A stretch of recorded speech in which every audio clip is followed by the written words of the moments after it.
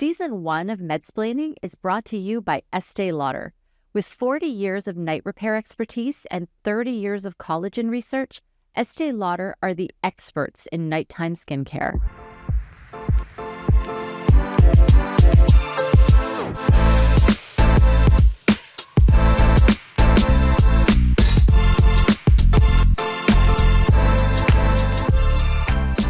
Before we get into today's topic, make sure to subscribe to the Medsplaining podcast on your favorite podcast platform to never miss an episode. Welcome to Medsplaining. I'm Dr. Jennifer Zelevitsky, and I'm hosting a mini episode today about the myth of hormone balance. But first, a quick ad break. Did you know that poor sleep can double the signs of aging in your skin? Estee Lauder's Advanced Night Repair Serum with its exclusive night peptide visibly minimizes the effects of lack of sleep. One application and your skin looks plumped, hydrated, and radiant. Give your skin the beauty sleep it deserves. So, Maren, I'm doing a mini episode today about the myth of hormone balance.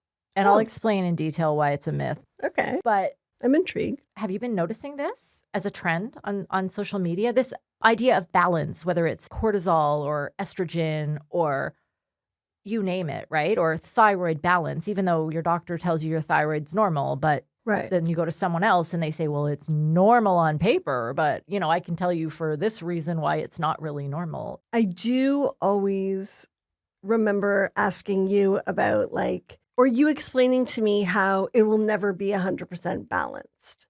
Yeah. And then I told you about my idea for nobody stole my idea, but my idea for why can't we have a hormone monitor, like a blood glucose monitor that goes in your arm and can measure your hormones and then you can adjust your things. And what did I say? You said, no, that's not possible. Yeah. And we'll get into the reasons why during this episode. It's a good sales tactic, though, I think, because we feel so out of control, we feel so out of balance that it seems like the only solution would be to even think. You just want to feel even.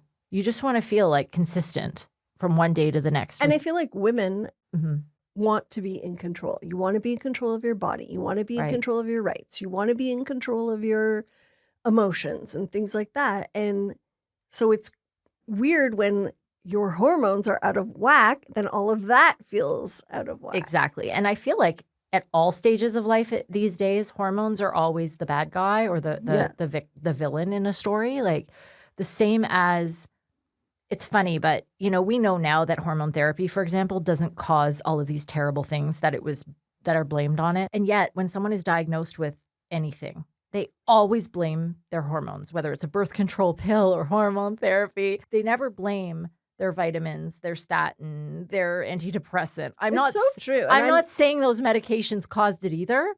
It's just hormones always seem to be the fall guy for everything that goes wrong in our life. Yeah. When they're really just doing what they're supposed to do. They're actually very intelligent transmitters in our body. They move things around. They're responding appropriately most of the time to what's going on. But I think it's become this easy scapegoat. I 100% agree. Like when I'm in a bad mood, I feel like my husband will be like, are you getting your period? Are you hormonal? And like, even if my daughter complains about oh, I have acne, and I'll say, well, maybe you're getting your period. Like maybe it's your hormones. It's true. We blame them on everything when there's so many other factors. Yeah. And I mean, it's not that it isn't your hormones. It's just, does that mean that there is something wrong with the way they're behaving? Does it mean there's a true imbalance or not? One interesting thing is, until 1993, women were not included in medical studies. And it was because they didn't want their hormone levels changing over the course of a month to be interfering with the results of the study, the outcomes. So, I mean, there is something to be said about the fact that our hormones do fluctuate. They do move around, whereas male hormones are much more stable. And that's why men were the ideal candidates for medical studies. But it doesn't mean that they're doing something wrong by fluctuating. Right. Okay. They're responding appropriately most of the time. It's just that unfortunately, we can be symptomatic from those fluctuations. And so it's the symptoms we want to manage. Well, thank you for this chat today. You're welcome. Well, I'll see you next time.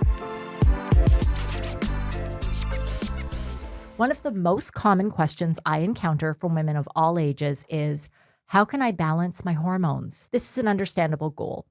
We see so many problems that come from fluctuations in our hormones: mood swings, bloating, heavy bleeding, irregular bleeding, cramps, hot flashes, cravings. Ugh. Wouldn't it be nice just to have everything level off once and for all? It doesn't help that so many alternative practitioners and social media influencers perpetuate the idea of hormone balance. Everywhere you look, you see a supplement, a diet plan, an exercise regimen, a cleanse, or some other too good to be true options for leveling everything off. I'm going to save you a lot of time and money today by telling you the straight goods.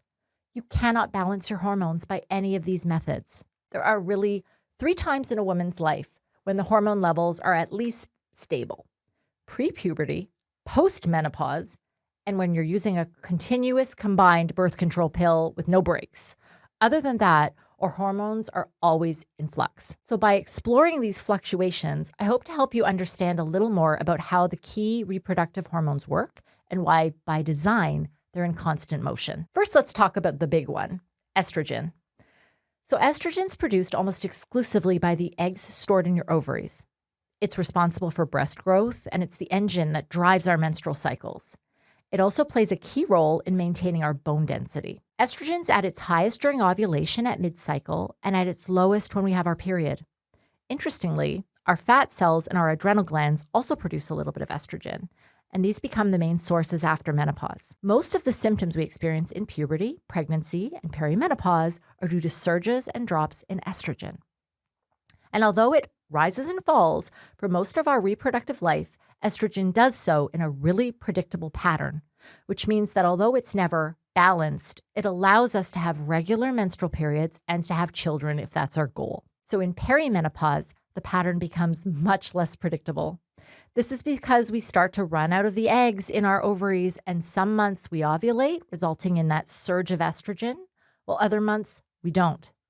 This is the point where most of us start looking for a magical solution to balance things out, because although things are chaotic and this gives rise to some of the symptoms, the overall trend is for the estrogen to be declining, and our estrogen receptors react strongly to the estrogen deprivation. Fortunately, for most women, things level off a few years after the final period. Although the levels are low, the fluctuations stop, and so do the symptoms. So now let's discuss progesterone. Progesterone was described to me during my medical training as the gardener of the menstrual cycle.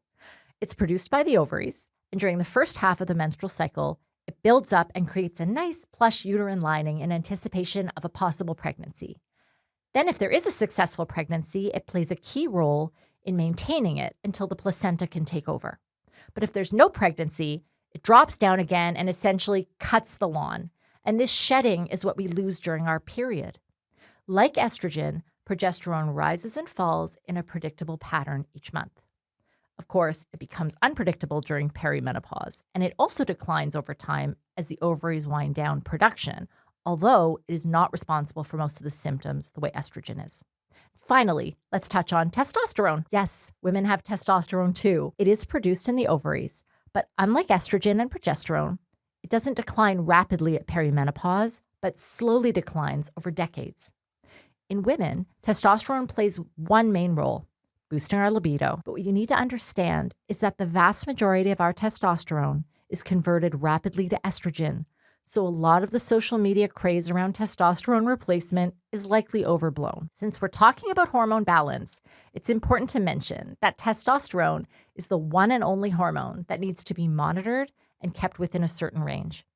If you exceed the normal female level, you can end up with side effects like a deeper voice, hair in places you don't want it, acne, mood changes, and even clitoromegaly. Okay, so I've pretty much dashed your hopes that you can somehow level off all these hormones, but I do have good news. We can't balance them, but we also don't have to live with the consequences of their fluctuations. One option is the combined birth control pill, which creates a very stable, predictable hormonal environment. And it's an excellent choice for managing PCOS, endometriosis, and even perimenopause, especially when the main symptom is heavy or irregular periods. And of course, hormone therapy. Estrogen plus progesterone, if you have a uterus, gives a constant low hum of hormones and can help even out the fluctuations and the chaos of the menopause transition. and allow you to remain stable even when your hormones refuse to. Thanks for joining us today. Don't forget to subscribe wherever you get your podcasts and on YouTube. Thanks for listening. Don't forget to follow us on Instagram, Facebook, LinkedIn, and TikTok at Medsplaining. If you have any questions, shoot me a DM. And if you'd like this episode, the best thing you can do is tell a friend or rate and review it wherever you listen to your podcast so other women can discover it. And don't forget, if you're listening to this, you may be happy to know that we video every single episode, so you can watch it if you prefer on YouTube. See you next week. Medsplaining is produced by Ghost Bureau. Thank you for tuning in to Medsplaining. While we strive to provide accurate and insightful information, this podcast is not a substitute for professional medical advice, diagnosis, or treatment. The opinions expressed by our host and guests are their own and should not be interpreted as medical advice. Every individual's health situation is unique, and it is crucial to consult with a qualified healthcare provider regarding your specific concerns and conditions. Additionally, any links, resources, or references mentioned in our episodes are provided for informational purposes only and are not sponsored by Medsplaining. The producers and hosts of Medsplaining assume no responsibility or liability for any actions taken as a result of listening to our podcast. We encourage you to use the information presented here as a starting point for discussions with your healthcare provider. Information and references are subject to change based on scientific evidence as it evolves over time. The hosts and producers of Medsplaining are not responsible for future changes to the information and references and assume no obligation to update based on future developments. Remember, your health and well-being are paramount. Thank you for listening, and we look forward to exploring more topics in women's health with you in future episodes.